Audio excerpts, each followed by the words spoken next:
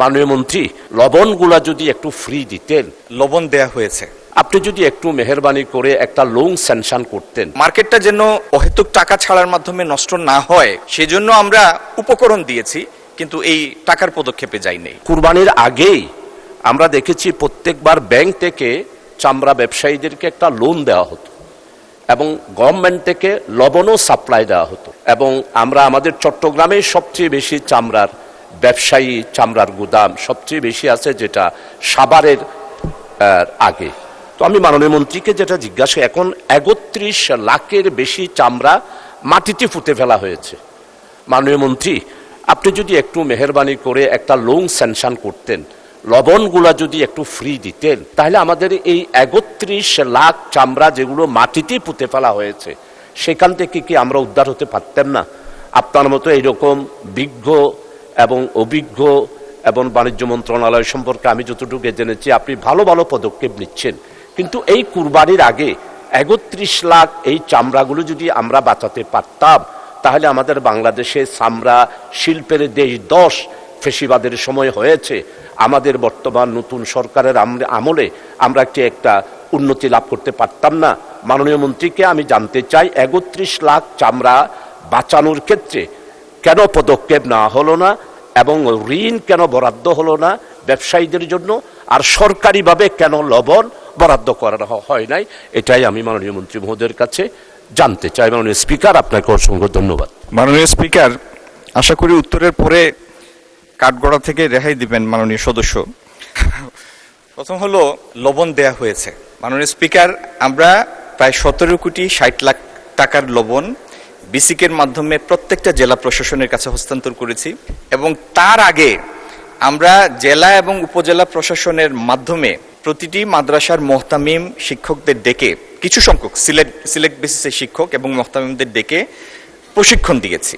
আমরা প্রায় ৮ লক্ষ লিফলেট তাদের কাছে দিয়েছি যে কি উপায়ে চামড়াগুলি সংরক্ষণ করতে হবে। যে কারণে আপনার পরিসংখ্যানের সাথে আমার প্রাপ্ত পরিসংখ্যানের যদিও একটু অমিল আছে, আমাদের কাছে প্রাপ্ত পরিসংখ্যান অনুযায়ী ১,০০,০০,০০০ পশু জবাই হয়েছে এবার কুরবানির ঈদে।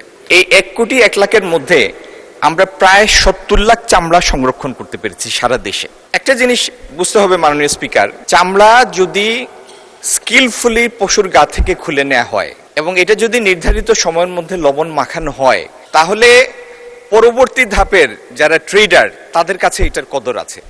চামড়া যদি পচে যায় সেটার তো কোনো ভ্যালু নাই। তো যে চামড়াগুলি ঠিকমতো পশুর গা থেকে খুলে নেওয়া হয়েছে এবং যেটা সময় মতো লবণ মাখানো হয়েছে, দ্যাট গট এ ভ্যালু। এখন এটা একটা তর্কের বা প্রশ্নের বিষয় হতে পারে, ডিবেটের বিষয় হতে পারে যে মূল্য আমরা ধার্য করেছি সেই মূল্য তারা পেয়েছে কিনা। মাননীয় স্পিকার, এটা তো বুঝতেই পারেন, এটা তো বাজার অর্থনীতি। মূল্য আপনি যাই নির্ধারণ করে দেন, আপনি মার্কেটের এফিসিয়েন্সি যদি এস্টাবলিশ করতে পারেন, তাহলে সেই মূল্যটার কার্যক্ষেত্রে সেটার প্রয়োগ হবে। তো মূল্য কম বেশি হয়েছে, কিন্তু আউট অফ ১,০০,০০,০০০ এই পরিমাণ চামড়া সংরক্ষণের তথ্য আমাদের কাছে আছে, যার মধ্যে ৩০-৩৫ লাখের মতো চামড়া ইতিমধ্যে সাভারটিয়ানা ঋতু চলে এসেছে। আর যে সমস্ত পদক্ষেপ আমরা নিয়েছি তার মধ্যে একটা লবণের কথা বললাম, প্রচারণার কথা বললাম, প্রথমে প্রচার হয়েছে, টিভির এডের মাধ্যমে প্রচার হয়েছে প্রতি ৭ দিন। আচ্ছা, তারপরে মাননীয় স্পিকার, আমরা একসাথে সব চামড়া চলে এসে সাভার ইটিভি যেন ওভারলোডেড না হয়ে যায়, সেই জন্য জেলা প্রশাসন এবং স্বরাষ্ট্র মন্ত্রণালয়ের মাধ্যমে কুরবানির ঈদ পরবর্তী ১ সপ্তাহ পর্যন্ত কোনো চামড়াবাহী ট্রাক যেন ঢাকায় আসতে না পারে, সেটি কম বেশি আমরা এনশিওর করেছি, যাতে এই সময়ের পরে সংরক্ষিত চামড়াগুলি যদি আসে তাহলে সাভার ট্যানারির উপর অহেতুক বেশি লোড হবে না। এইভাবে মাননীয় স্পিকার, আমরা চেষ্টা করেছি চামড়া যদি ধরে রাখা যায়, যেটা ধরে রাখা গিয়েছে, তাহলে যে ট্যানারি আমাদের আছে যতটুকু কমপ্লায়েন্ট না, কিন্তু এগুলি প্রসেস করা সম্ভব এবং সেটা চামড়াজাত পণ্যে রূপান্তরিত করা সম্ভব। আর যে কার্যপদ্ধতির কথা আমরা বললাম, আগামী দিনে এগুলির বাস্তবায়ন হলে ইনশাল্লাহ আপনার এই উদ্বেগও থাকবে না এবং এটির ফলাফল বাংলাদেশ দীর্ঘদিন উপভোগ করবে। ধন্যবাদ মাননীয় স্পিকার। লোনের কথা, মাননীয় স্পিকার, এখন যে পরিস্থিতি এবং কমপ্লায়েন্ট যে কয়টি ট্যানারি কমপ্লায়েন্ট, তারা ফিনান্সিয়ালি সলভেন্ট।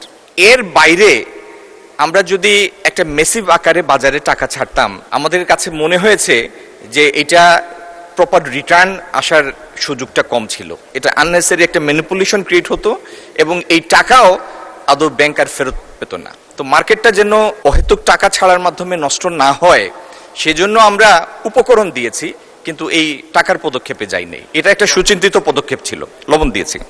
ধন্যবাদ মাননীয় স্পিকার।